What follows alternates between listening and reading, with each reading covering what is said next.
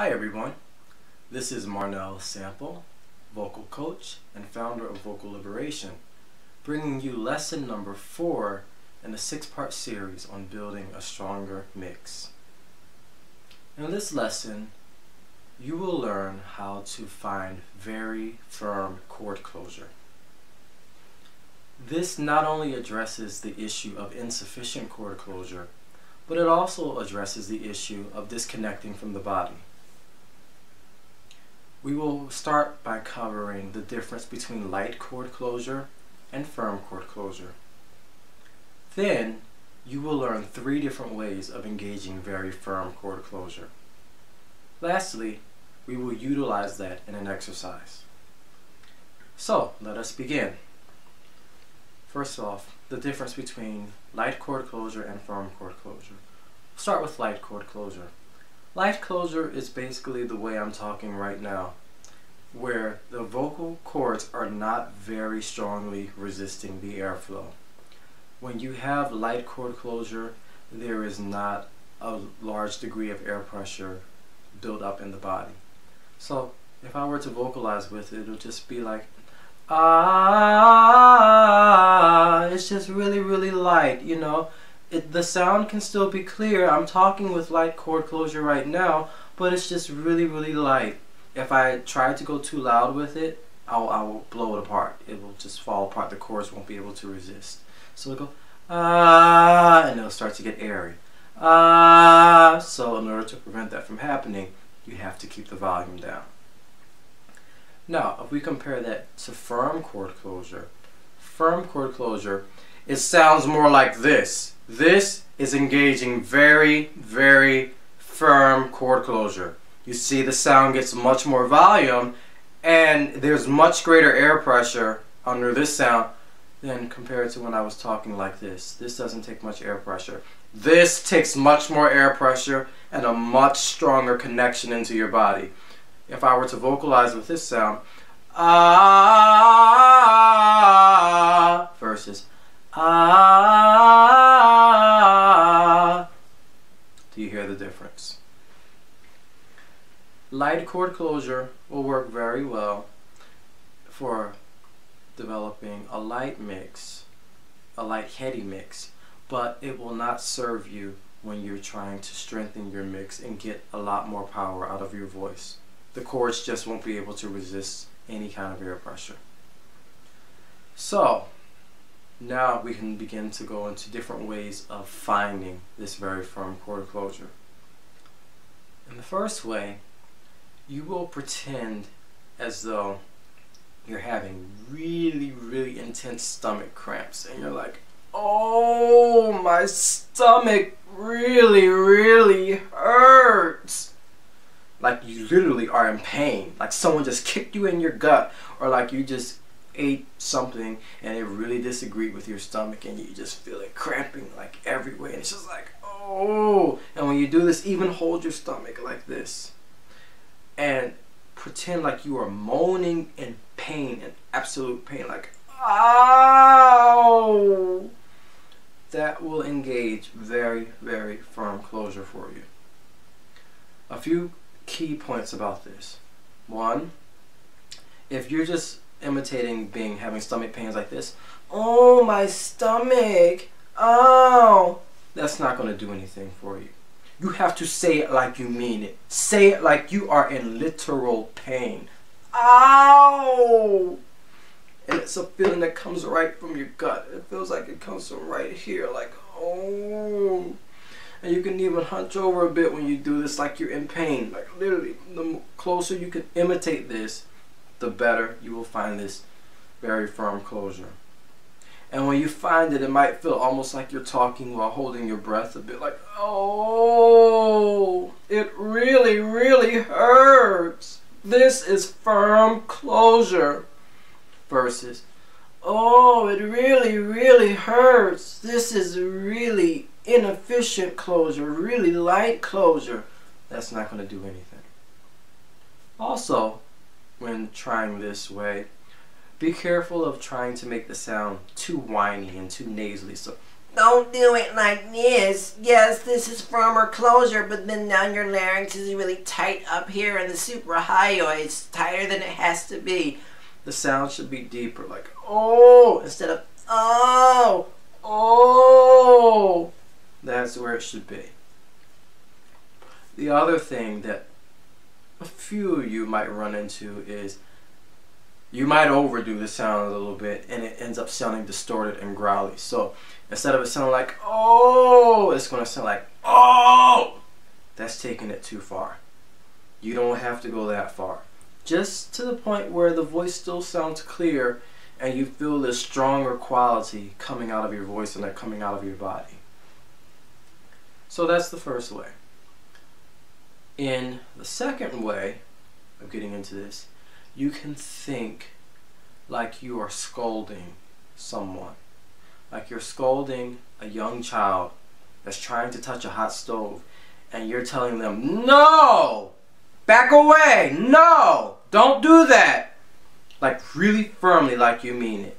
It can't be like, no! That child is not going to pay you any mind and they're going to go on and touch the stove anyway. You must really say it firmly, emphatically, like you mean it. No! Like that. Same rules for this one apply. Don't get nasally and whine and get like, no! That's not it. That's not the sound. That's not going to help you. That will just over compress the chords. And it also prevents them from being from the vocalis from properly engaging to resist the airflow. So that's the second way. Many of you will start to find chord closure just from one of those two ways. But for a third subset of you who will have some real difficulties with this, then we have a third way of approaching this. For this third set of you who just can't seem to find that firm sound no matter what you do, this is what you're going to try. Blow out 75% of your air like this. And then, while the air is still being held out of your body, try one of the other two methods. So either pretend like you're scolding someone or pretend like you're having stomach pains. But do it while you have 75% of your air out of your body. So, oh, my stomach hurts. And then that should help you to find much, much firmer closure, resistance to the airflow here. You'll also feel your gut. This sound literally comes from your gut. From right here. Try that, but be careful. The error I see a lot of people make when they do this is they'll blow out the air and then they get ready to make the sound and then they'll take more air in. So they go, oh, no, that's no good. That will not work. Blow out the air, keep it out, and then keep talking while the air is out. That should help you to lock in on the chord closure much, much more quickly. So, once you have found a method that works for you for finding this really, really firm closure, whichever way you need to think to get into it, then we can try it on an exercise. This exercise is going to be very, very simple. All you're going to do is count to 10 with this intention in mind. Do it with firm closure. Don't count like 1, 2, 3, 4. That's light closure. That's not going to do anything for you. Do it either like your stomach is hurting or like you're scolding someone. So 1, 2, 3, 4, 5, like that.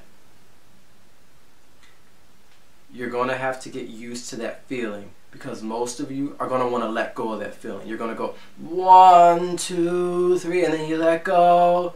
No, you keep it. 1, 2. It's going to feel like you're holding your breath and talking. 3, 4, 5, and the feeling comes from here. 6, 7, 8, like you're being kicked in your gut. 10, 11. That's where it comes from. Although I counted to 11, you only have to count to 10. But the object of this is to maintain that really firm sensation in the sound. The sound should be firm, clear, solid, and authoritative. Not a light sound. Be careful with this, once again, that you're not trying to do it too bright, too nasally, too whiny, like 1, 2, 3, 4. Even though this is stronger closure, this is no good. We will be going over more of how to get that deeper sound in lesson number 5. But for now, just know, try to stay away from that sound. Keep the sound more deeper, like 1, 2, 3, more like that, instead of 1, 2, 3. Okay? A few notes about this. Some of you may have been instructed to let the airflow start the sound, and to let the sound and the chords start vibrating at the same time. Both of those thought patterns will not work for getting very firm chord closure. In order to get very firm chord closure, the chords must be already closed and together before the sound even starts. All of the exercises that I gave you thus far will achieve that purpose. But just in case if some of you are trying to do these exercises but then trying to start off like, oh my stuff, you're not going to get anything, because you're starting off with this that's not it. It's the chords are together already. You start off like this. Okay? So, to review, in this video, you learned the difference between light chord closure and firm chord closure. You learned 3 different ways of engaging firm chord closure, either through pretending like you're having stomach pains, like you're scolding someone, or by blowing out most of your air first.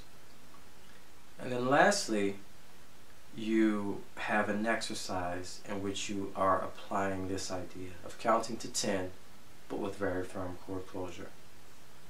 If you have any questions, just leave them underneath